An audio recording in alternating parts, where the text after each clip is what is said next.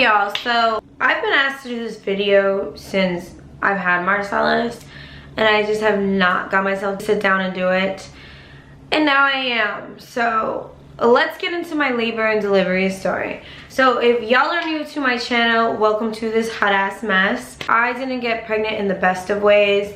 I was 24, about to be 25, and I got pregnant in a really crappy situation. Once that test hit positive, I just knew I was gonna be a mom. There was a lot of trial and tribulations up to that moment where I finally just had to man up and tell this sperm donor that I was keeping my child, and I won't get into that because that's in other videos. So if you're not hip, please watch those videos when you're done. And I want to get into this. My pregnancy was emotionally, mentally abusive. I was beautiful when I was pregnant. I think that was the most beautiful I was in my whole entire life.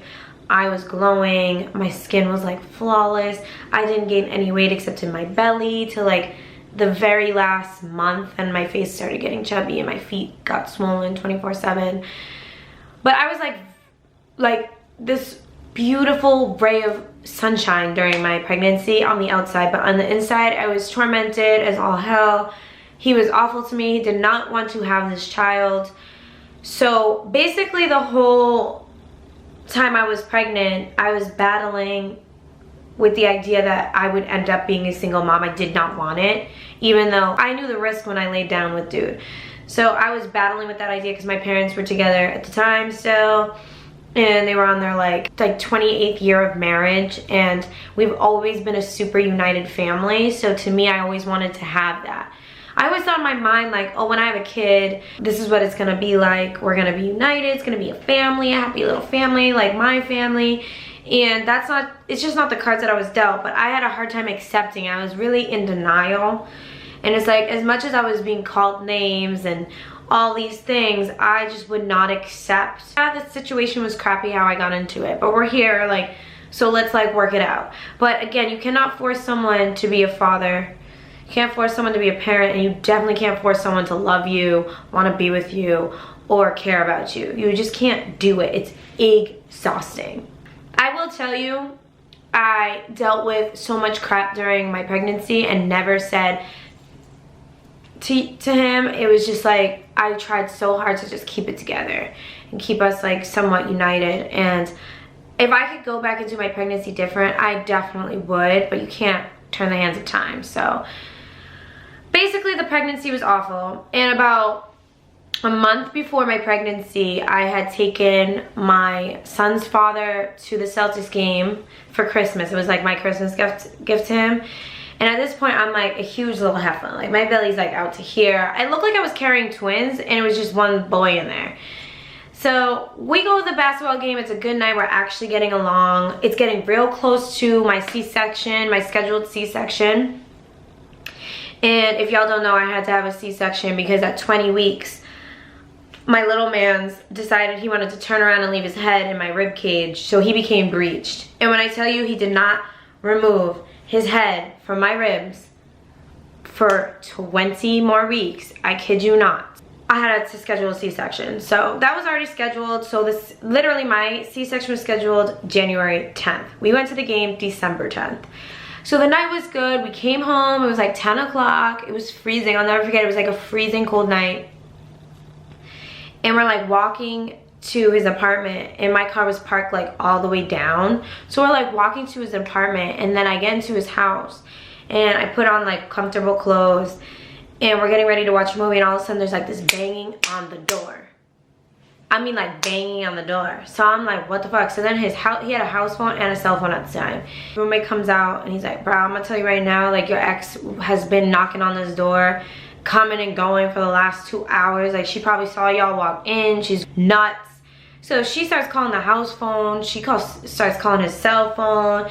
And I'm like so uncomfortable at this point, because it's just like, y'all told me you weren't even communicating. And to me, I'm like, he got someone else pregnant and you're still here, like, which I get, because there's always that one dude we just can't get over no matter what the f he does. We're like, oh my god, no, like, I love him, like, I'm gonna try to like whatever. So I actually felt bad for her. Like when she was knocking on the door, I felt bad, and I'm like, damn, okay, she's going through it. So I was like, why don't you open the door? Like, why don't you open the door and let her in? Like, at some point, like, maybe if she sees my belly and sees me in your crib right now, Dawn will hit Marblehead. Maybe she's just not getting it right now. So he was like, I'm not letting her in. What if she tries to fight you? I'm like, you're a man. If your ex tries to fight me while I'm literally about to be 9 months pregnant, you need to do some soul searching, and that's a problem. I felt like he was lying about something because I'm like, why won't he let this chick in? He wouldn't pick up her calls, wouldn't text her back. Nothing. So I like felt super uneasy about it, so I started popping an attitude. And I was like, well, I'll go open the door myself then. Which was like stupid, and I was like, obviously in my feelings. So I was like, well, I'll go open the door myself then. And he like blocked me in the room, wouldn't let me out the room. And I was like, so what are you not telling me? Like, you still with her? Like, why is she so mad that she saw us walking in your house right now? Because I've been pregnant for 8 months, and like, what's the deal here? So the next day, I had slept at his house because it was like -2 degrees out, and I just didn't feel like driving home. It was like 12 in the morning at this point, but he slept on the couch, I slept in his room. And the next day I got up, and he was like, stay a while, let's order food, acting nonchalant about it. And I'm like, are we not gonna discuss like what happened? Like, I'm so confused. We order food, and his boys are there, and more boys show up, and he starts acting mean to me when his boys are there. And I'm like, I'm emotionally drained at this point, because I'm like, last night we were up all night, she was banging on the door at all hours. Like, you're being rude to me now that your boys are here, and I don't have it in me. I'm like, you're so fucking rude to me, like, I don't understand it. And he's like, cause I don't want you to have my baby, I never fucking wanted this, blah blah blah blah. So I looked at him, and his boys were like quiet. And I looked at him, and I was like, okay, well, you don't have to be in the room when I give birth. It's not a big deal. And the amount of strength, like, I'm getting, this is why I didn't want to do the video, because I like haven't talked about it, but the amount of strength it took me to be calm and say, okay, well, you just don't have to be in the video. And I put my winter jacket on, and I wallowed my little ass to my car. And I got in the car, and the whole car ride home, I was sobbing. Like, sobbing. And I was like, I don't think I should have him in the room when I give birth. I think I should just have my mom. He doesn't want this. He never wanted this. And realistically, I just felt like he didn't deserve it. So at this point, I'm fully invested in my child. Like, I'm 8 months pregnant. I'm feeling his kicks. I'm feeling him move around 24/7. I'm going to the appointments, hearing his little heartbeat, and I'm invested. This is like my world now. So if you don't want to be in it, don't be in it. And the crazy thing is, as much as I wanted it to work with him, I never forced him to be around me when I was pregnant. I never was blowing him up, rolling to his crib, acting all crazy. I literally left dude alone.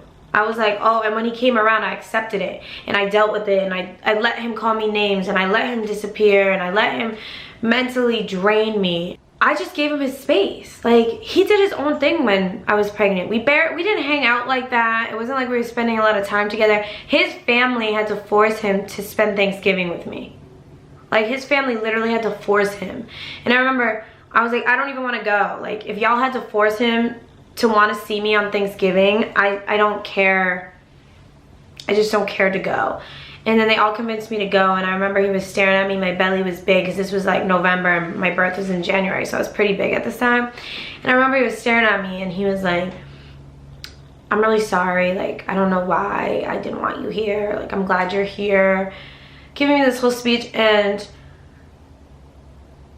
it's easy to like feel something when you're around someone, and then when they're not around you, you kind of forget. Do you know what I mean? Like, it's like almost as if every time he saw me, he remembered, like, oh, you know what, she's actually a really good woman, and I know she's gonna be a good mom, and I like fuck with her. But then when we weren't around each other, he was like, you don't deserve this kid, like, I don't like you, like, resentful that I decided to keep it. So, and ruined the life that he had and what was going on with him. And I just kind of like thought to myself, like, okay, no problem, like, that's fine. Like, I just kept taking L's to the chin, because I just wanted a family. So after the whole basketball game thing, I went home and I cried, and I like talked to my parents about it, and I was like, I just don't think he should be in the room. Like, he's already emotionally stressing me out. Like, I don't think it's a good idea. So I was dead set on not having him in the room. I was like, I don't care. So about a week goes by, we don't even communicate. There's like no communication. So at this point, it's about to be Christmas. So he calls me and he's like, I think we should spend Christmas together. What do you want to do? And I was like, okay, fine. So we spent Christmas together, and I had posted, me and him took a picture. I don't think I kept any pictures of me and my baby daddy, but we took a picture together on Christmas Eve, and I had posted it. And when I was pregnant, I was really popping on Instagram. Like, my pictures would get like 30, 40, 50,000 likes. I went from like 100,000 to 300,000 followers. I've literally been at 300,000 for like years, dead ass. But like when I was pregnant, because they got rid of ghost followers, and then it was like this whole weird, do you guys remember when that shit happened with Instagram, and it was like so weird?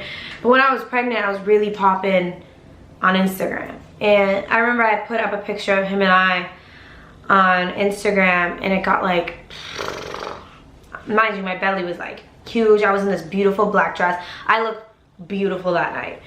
And I uploaded a picture of me and my sister Christmas Eve, and that did like, I think that was like 30,000 likes. I don't even know, it was like a lot of likes. And then the next day on Christmas Day in the morning, because I had slept at his house Christmas Eve, Christmas Day in the morning, I uploaded the picture of him and I think that's how it went.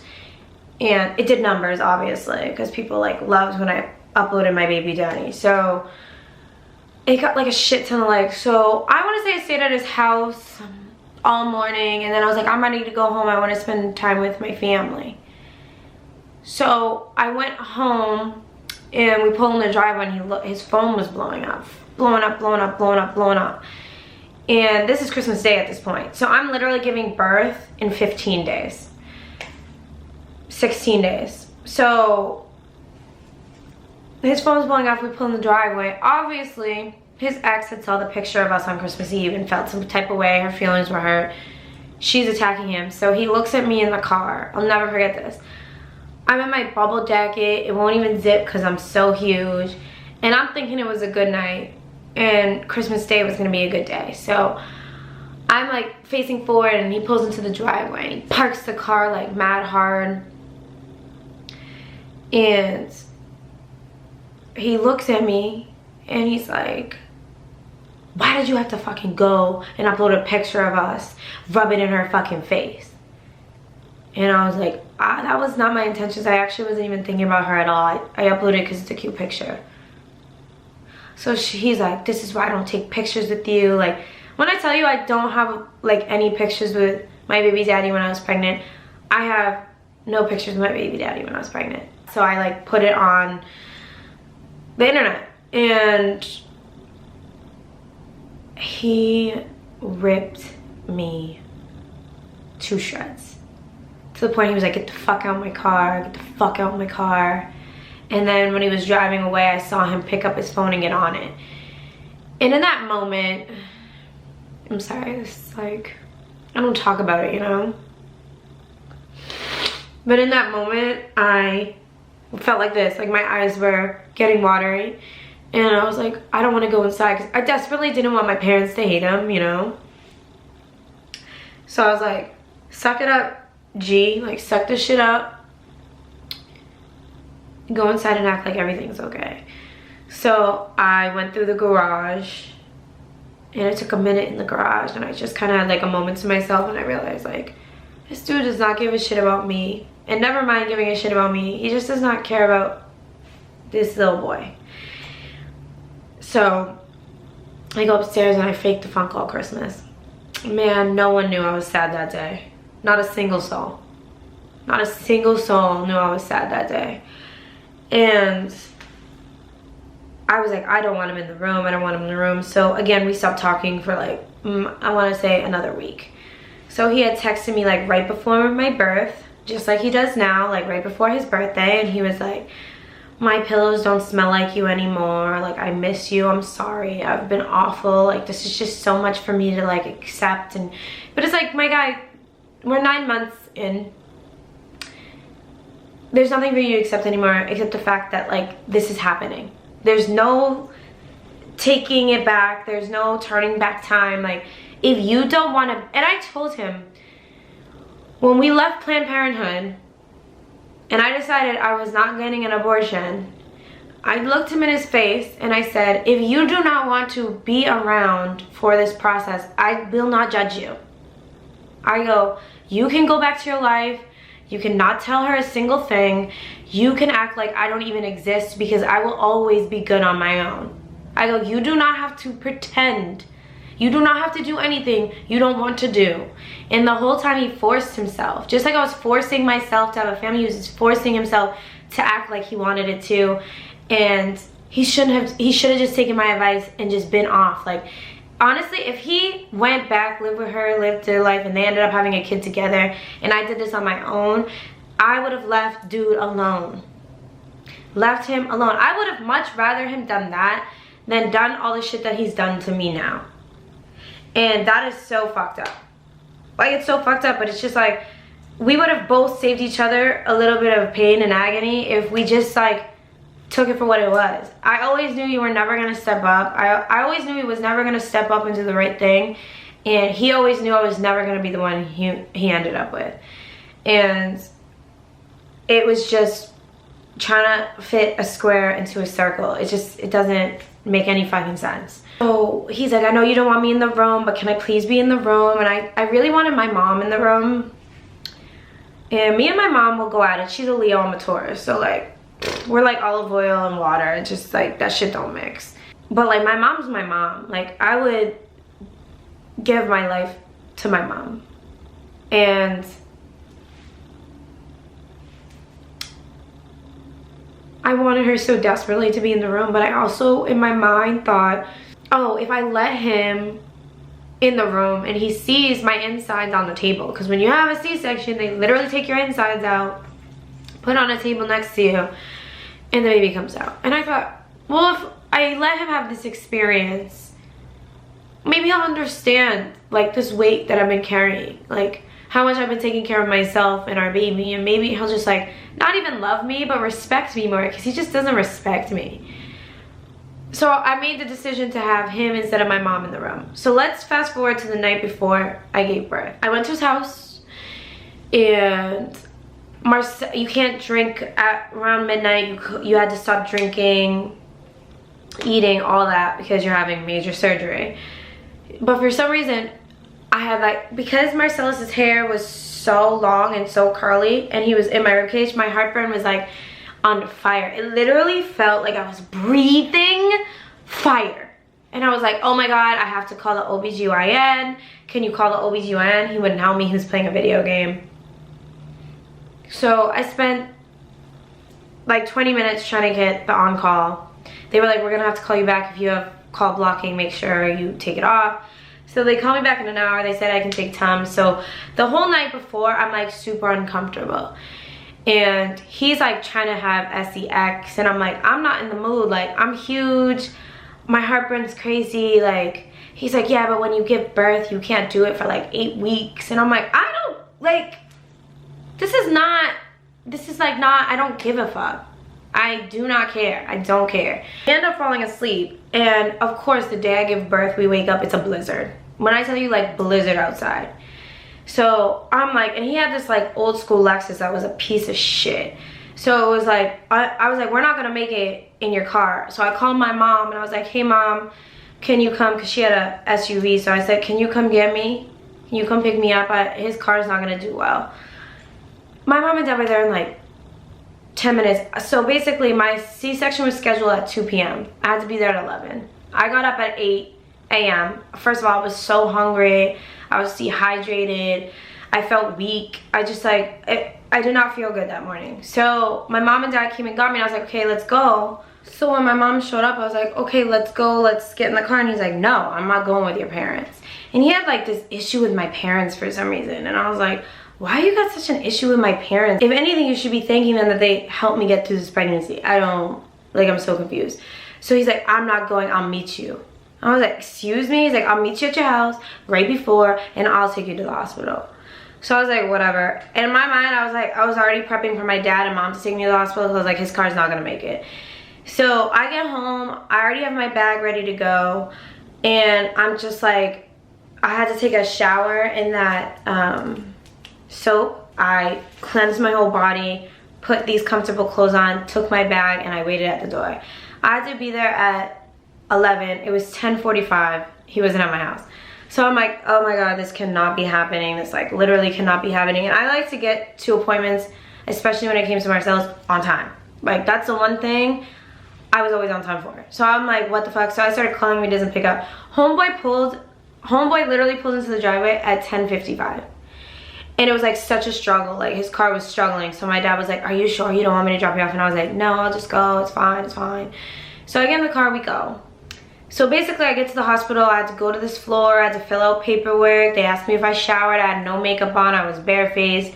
They gave me a wristband, told me everything that was gonna happen. So they brought me to a room. So in the room I had to put on my hospital gown, and then the nurse came in. I was so dehydrated, but she could not find a vein in my arm for the IV. So she was poking me, and I was so sensitive at this point because I was like tired, my body hurt. I was just like, I'm off, I don't want to do this. She ended up putting a butterfly IV in, and that hurt, like, oh my God, it hurt so bad, guys. So I'm like, oh my God, this is terrible, this is so terrible, this is so terrible. So I start crying. So then to make matters worse, when you get a C-section, they give you a spinal tap. When they give you the spinal tap, your back goes numb first, and then from the chest down goes numb, so you literally can't feel anything but pressure. The nurse decided to stick my catheter in before I got my numbing, before I got my spinal tap. So when I tell you I have never felt anything quite like it, bro, I was sobbing. I also felt like the nurse was overtired, or maybe she was new, but like just the fact that IV was a dub, and then she stuck that in my vagina, like she was like shoving it, not getting it right, shoving it back in, and I was like. So meanwhile, my baby daddy's on the phone across the room, and I'm like, oh God, this cannot be happening. This cannot be happening. So it's protocol when you're having a C-section for them to come in and give you an ultrasound. So they came in, gave me an ultrasound, and then the doctor immediately says she needs to go to the OR right now. Let's get her to the OR right now. So my heart's beating out of my chest, my anxiety spikes. You can see my heartbeat on the monitor. It's like skyrocket. And the nurse is like, calm down. I'm like, what is the issue? I knew something was wrong. So I'm like, what is the issue? What is the issue? So Victor at this point gets off his phone and he's like, oh, what's going on? So I go, call mom and dad, tell them to come now. Tell mom and dad to come now. Tell them to come now. Tell Danny and Awilda. I'm like freaking out. So we go in, and all I wanted was my mom. Oh my God, all I wanted was my mom. I was like, I want my mom, I want my mom. I kept saying to myself, like, I just want my mom. So we're in the room, and they give me the spinal tap. And I have natural anxiety, like low-key. It comes and goes when it pleases. But the anxiety you feel when you can't feel yourself breathing, whoo, chill. Crazy. Like, that anxiety is on another level. So at first my legs went numb, and that was fine. And then they laid me down and they put the sheet over me, and then I could feel myself breathing, and then all of a sudden I couldn't. So I was like, I'm dying, I'm not gonna make it. I was freaking out. I was like, I'm not gonna make it, I'm not gonna make it. And the anesthesiologist, God bless her, I wish I remembered her name. She was, I don't know if I would have gotten through my C-section if she wasn't right next to me, holding my hand, rubbing my head, watching me the whole, like, I don't know if I would have done it. She's like, you're talking, keep talking to me. You're talking, which means you're breathing, you're fine. I know it feels funny, but you're fine. And I will say this, my baby daddy was a lot of things my whole pregnancy, a lot of things to the moment going up to the OR, but in the OR, he did a really good job. So I told him to film it, which I have it on video, but I can't put it in because I'll get demonetized and it's super graphic. But he filmed my whole entire C-section without a flinch. He knew I had anxiety, so the whole time he was coaching me like, okay, deep breaths, everything's fine, you're gonna be fine. Like, it's like he stepped into a different mode. And I was like, okay, I don't need my mom, I'm okay with him here, I'm okay. So I guess my mom and dad showed up and Victor went out to tell them like, okay, she's like, it's happening, like it's happening. So I'm feeling like pushing, pulling, and keep in mind he's breached. So they pulled him out ass first. So his little ass came out and he started peeing everywhere. So the doctor was like, mind you, this doctor I had, and I don't know if you know, but when you're scheduled for a C-section, you get whoever's on call. And so basically when you're pregnant, they have you see every doctor at your OBGYN, so you know who the doctors are and what their vibe is. I never liked this doctor's bedside manner. He had no personality. I did not like him. After this experience, if I ever got pregnant again, I would want him to take care of me when I was giving birth, because he pulled Marcellus out by the butt. He was peeing everywhere, so he's like, oh, he's peeing everywhere. He's out, his bum's out. So I'm getting excited because I'm like, this is, mind you, I was supposed to get in at 2. I went in at 12. I like 12. I went in at 12:20. This was happening so quick. Like, everything was happening so quick. But when you have a C-section, and the baby comes out, the baby's crying, and they show you your gray goopy baby, and you're like, oh my god, that's my baby, and they'll like have you see it or touch it if you want to. And so and he goes, there's gonna be a lot of pressure, we're taking out his head. All I kept feeling was like my body jolting, and like a ton of pressure. So all of a sudden, I'm like, why don't I hear my baby crying? Because he stopped pulling me and pushing me and whatever, I stopped feeling the pressure. So I'm like, why don't I hear my baby crying? What's wrong with my baby? And I'm like freaking out at this point. So he's like, calm down, he just came out. They just need to like clean him up a little bit, which I know, I've watched enough Lifetime movies, I've watched enough document series that no, you're supposed to show me my baby, he's supposed to be crying. So I'm like freaking out, and Victor looks stressed. He's like, he's already blanquito, so he's paler than pale. And I'm like, what's the issue? Tell me what the issue is. And the anesthesiologist is rubbing my head. And I wish I could show you the video of the C-section. It took them 1 minute and 20 seconds to get my child to breathe. The reason why I got rushed into the OR was because when they gave me an ultrasound, the umbilical cord was wrapped around his head 2.5 times. So maybe 3, I don't even know. So what the doctor did is, instead of snapping his neck or having him stop breathe, the doctor went in to me with his pinky and took my child out with his pinky finger through his mouth. So he grabbed my child he stuck his pinky into my child's mouth and grabbed him out by that way. I wish I literally have children now. I wish y'all could see the video, because I don't know, I don't know how he did that. It's the most fascinating thing. And the nurses grabbed him so quickly, rushed him over, and the way they were moving so quick. Victor filmed the whole thing, they were moving so quick. But it takes it took 1 minute and 20 seconds, and then finally, I heard this cry. And I like took this deep breath, and I was like, oh my god. You know, whole pregnancy, you're invested. Like, this is my life now. And then like, to be worried and scared, and then to finally hear that cry, oh my god. So they called Victor over, and he cut the umbilical cord. They filmed him doing it, and then they wrapped his little body up, and they brought him over to me, and he was so white. So the first thing I said was, oh my god, he's so white. He's so white. And everyone in the room, even the doctor with no bedside manner, started laughing. And he's like, see, I told you he just needed a second to come to the world. And I remember seeing his face, and he looked so beautiful. Oh my god. Like, so beautiful. He was like a perfect baby, you know? So they lifted my butt. Hi, Bruno. You're a big boy. Hi, sweet. You're a big boy. Oh, you're a big boy. I love you. Bruno loved me so much when I was pregnant. All he did was lay on my belly and chill. Oh, yes. You and Marcellus have such a special bond. Yes, you do. Up, Bruno. Up. Hi, Nala girl. Hi, Nala, mama. Hi, mama. Hi. Ow, your nails are so sharp. Hi, mama. Hi, mama. Hi. Hi. Okay, let me finish this video. Get down. Oh, I know. Thank you. Thank you so much. Oh, thank you so much. Thank you. Oh, you're a good girl. You're such a good... Come here, Bruno. You're such... Oh, come here, Bruno. Bruno. Bruno, up. Bruno.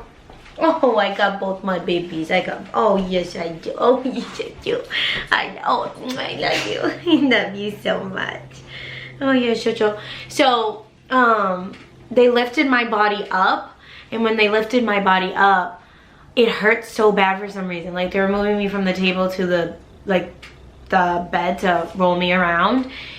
And it hurt so bad. And all of a sudden I was like, I'm gonna be sick. I'm gonna be sick. I felt so sick. But the stuff that they use for the spinal tap, I felt sick. So I started puking green bile. It was disgusting. And then I rolled out and went to the room, and Marcellus had left before me. They put him in this heating thing to keep him warm, and he was breached, so his legs were like this. They put him in a little heating thing, brought him to a room, and they had to sew me back up, basically. Had to put me back together. So after that, and lifting me onto the table, I went to the room, and my mom was there, my dad was there, my sister and Awilda were there, and then my baby. And I was like, all this like emotional abuse, and my mental was like depleting, and all this for this beautiful moment, and it was worth it. It was worth it.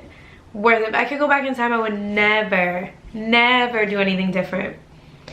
So we were in this room for like maybe 30 minutes, and they wouldn't give me anything to drink. I wanted a ginger ale. I kept puking green bile. I felt so sick. And then finally they rolled me up to the labor and delivery unit, and they gave me my own room. I wasn't with anybody. I had like a couch, a bed, a closet, a bathroom. And all of a sudden, my baby daddy goes, I don't feel good. My throat hurts a little and I have an earache. I think I'm gonna check myself into the ER. So my dad's looking at this dude like, you gotta be kidding me, right? Like, take some ibuprofen, and if you don't feel good tomorrow, handle it. So I look at him and I'm like half delirious at this point, because I'm like on meds because it's painful. So I'm like half delirious, so I'm looking at him like, what did you just say? He's like, I'm gonna go check myself and I don't feel good. I'm like, out of all the times you're gonna leave after I just gave birth for them to go tell you to take ibuprofen, I guarantee you that's what they're gonna tell you. So he goes, yeah, I don't feel good. Homeboy leaves to check himself into the ER on the other side of the hospital. So my mom and dad are just looking at me like, this poor girl, like when is enough, you know? Like, and I can feel everyone in the room just like wanting to beat his ass. Like you gotta be kidding. So I'm half delirious. He's gone for 4 hours. 4 hours. So in this 4 hours span, okay, he missed Marcellus's first bath, missed his first poop, missed our first skin to skin, missed all of it. So then his whole family, in which I never really liked, showed up to see her grandson and their nephew. And I'm like, bro, I don't want to be around your family. You're not even here to have to entertain these people. And they're awkward. They've always been awkward. So I'm like, oh my God. So I'm texting him like, bro, your family's here. Like, what are you doing? It's been hours, like hours. Why are you not here? So whatever, I faked the funk, obviously, and my parents are like chit-chatting it up. It's just like an awkward, like super awkward vibe. It was an energy I wanted to be in. So then finally he comes back, and he has his emergency room papers, and he goes, yeah, that you were right. They told me just to take some ibuprofen and I should feel better within a couple days. I wanted to get the strength of 1,000 men in that moment. In that very moment, and just beat the living fuck out of his ass. I was like, oh, this dude, there's something wrong with him. I was like, there's something wrong with him. So then he's like with his family like, oh my God, can you believe how beautiful my son is? And I'm here like, you just spent 4 hours in the ER for a sore throat and an earache, which isn't even an ear infection or strep, and they told you to take ibuprofen. It was probably just anxiety because you just saw me give birth. So all of a sudden his family left. My parents, my mom and dad were like, do you want us to stay for a little bit? And I was like, yeah, please, I don't want you to go, I don't want you to go. He never even took PTO, like personal time for his job. So he had to work the next day. That's how much he did not give a shit about this birth. He had to work the next day after that, the next day after that. He took no time off.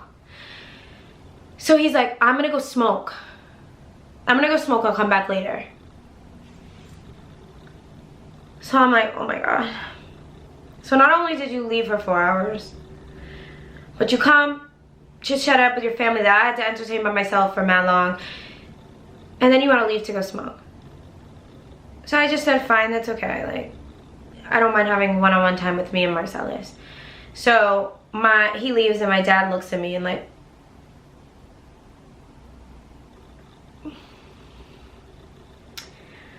my dad looked at me and my dad, it gave me a kiss on the forehead. And he said, I'm so proud of you. Like, you did it. You got this. You're okay. Like, stop thinking about it. It doesn't matter. It doesn't matter. And I didn't want them to leave. Oh my God, I just didn't want them to leave. I was so scared. I was like, I don't want to be by myself. Like, I'm scared. I've never done this before. But the nurse, first of all, every nurse on the floor was like, you gave birth to the perfect baby. They were like, we've never seen a baby so beautiful in our life. He has the perfect face, the perfect lips, the perfect head. They're like, he's perfect. And the way he latched onto my boob, they were like, have you had more, is this your first kid? And I was like, yeah. They're like, you're doing this like you're a pro. So I was still scared. I like just didn't want to be alone, you know? So I just couldn't sleep. Like, Marcellus was sleeping and he was in the thing that they keep the baby in next to the bed. And I just couldn't take my eyes off of him. I was like, oh my God, he's literally so beautiful. I cannot take my eyes off of him. And I didn't sleep and I winked that night. I didn't fall asleep, I didn't nap, I didn't do anything. I just like, I couldn't stop staring at him and how beautiful he was. And like, I really just made you. I made you, like, you're mine. And Victor, at this point, it's 12 in the morning, he's not back. He left at like 7:30 at night. So at this point it's 12:30 and I'm thinking he's just not coming back. But I get a call from him on my phone. He's like, hey, I was on my way back to the hospital. I hit a pothole and my tire's flat. I have your card in my wallet. Can I use your card to get a tire? And I go, seriously? Like, really right now? And he's like, yeah, so it's gonna be $300, which the price didn't even make sense. Like $300 for a tire and you're going to a bootleg tire shop in Lawrence. And I was like so delirious. I'm like, yeah, sure, whatever. So he didn't show up till like 1:30 in the morning, 2 maybe. And I was like, hey, can you change Marcellus' diaper? I'm so tired. And he was like, yeah, so Marcellus pooped. And to this day, he thinks he changed Marcellus' first poop. No, my guy. The nurse did when she gave him his first bath. So he'll swear up and down like, I was the one who changed his first poopy diaper. Like, he'll tell people to this day. And I'm like, in my head, I'm just like, you were literally gone this whole entire time. Marcellus was such a good baby. He slept through most of the night. And then like, I texted my mom at 4 in the morning. And I said, hey mom, do you think you could come here as soon as you wake up? And she texted me back because, you know, moms are always up for their kids. And she goes, I'll be there at 5:30. I said, okay mom. My mom took like 10 days off from work. My baby daddy didn't, but my mom did. So he ended up leaving. He didn't sleep there. He's like stayed for a little while and then left because he had to work in the morning. So I texted my mom and I was like, please come. So she ended up coming at like 5:30 and she brought me like homemade stuff and she stayed with me all day. All day. And basically for the next 5 days, he wasn't there much. It's so funny, like when you give birth and they take your baby away to like give you a timeout, or they took the baby away one night. I was by myself and I was like literally physically, the pain meds and with not sleeping at all, I just physically couldn't keep my eyes open. They took him away. And when they took him away, it's like the second he left the room and couldn't smell my scent, he started wilding out. And it's like out of all the babies crying in the labor and delivery unit, I knew which one was my kid. It's like you automatically know. And then when they wheeled him away for his hearing exam, I just knew which one was my kid crying. It's like the weirdest thing. But that night, the nurse wheeled him away. She came back literally 10 minutes later and was like, sorry, that he's unconsolable. Like, he just wants his mommy. So she did this trick, which she wasn't supposed to do. I was laying on the bed. She propped me up build a barricade, put the thing up, and put him right next to me with the blankets down, and me and him both knocked for, I literally knocked till my mom showed up the next day, and it was like the best sleep I've had in so long. Oh, so good. So good. So he wasn't really in the hospital because he didn't take any personal time. So I was like really just with my mom. And I was like super scared to leave the hospital because it's different. You have nurses around 24/7. If you're tired, they're like finessing ways for you to sleep. They're helping you out. So I was really, really scared to go home and do it by myself. So I ended up hitting him up. I'm like, hey, you need to come get me because it's like they're literally signing the paperwork and I'm leaving. You need to bring me home and you have the car seat. So he ended up meeting up with my mom, getting my mom's car, getting the car seat because they have to check your car seat out to make sure it's brand new. Your baby can go in it. So he was late coming to pick me up to do that. I was irritated. Like at this point, like as much as I didn't want to leave, I'm up, I'm moving around, I want to go home.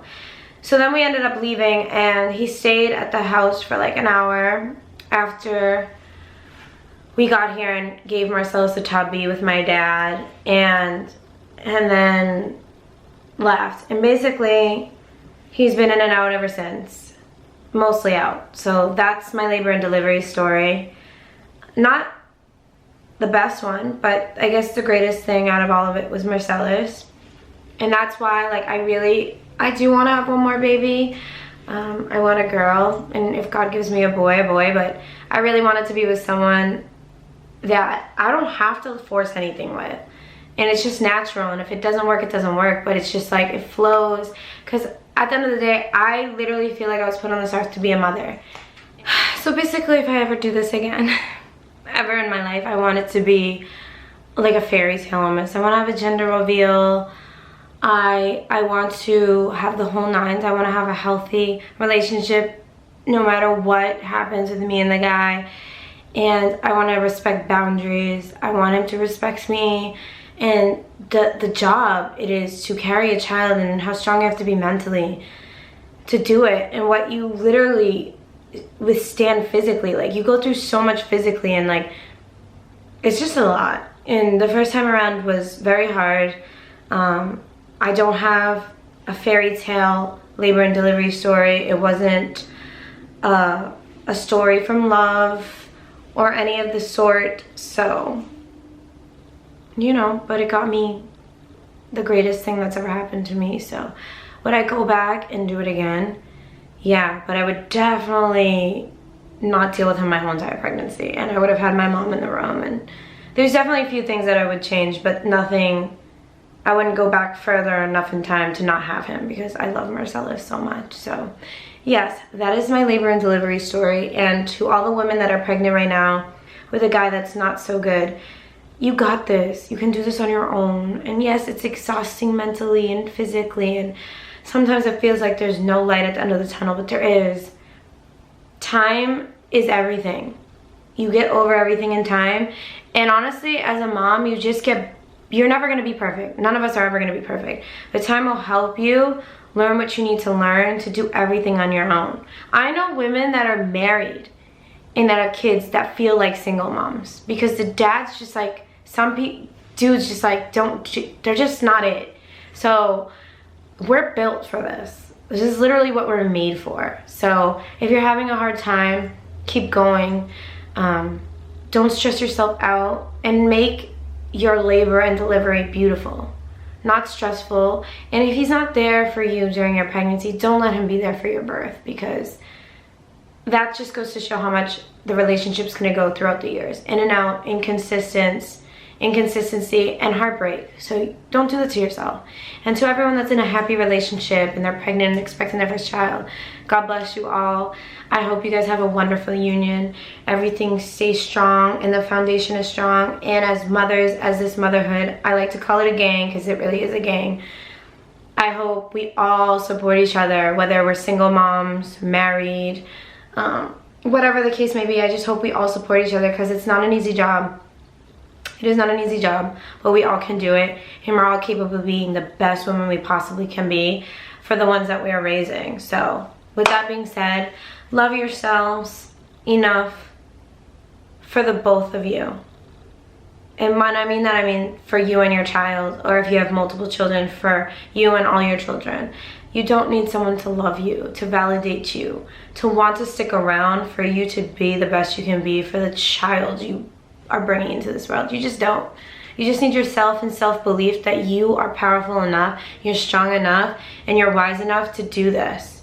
And yeah, you will feel defeated some days, and yeah, maybe you're not having this like glorious gender reveal and labor and delivery that you see all over social media, but it doesn't take away from the fact that you're bringing in a gift, and that gift means more than anything else. So I love you guys, and I'll see you in my next video. Bye.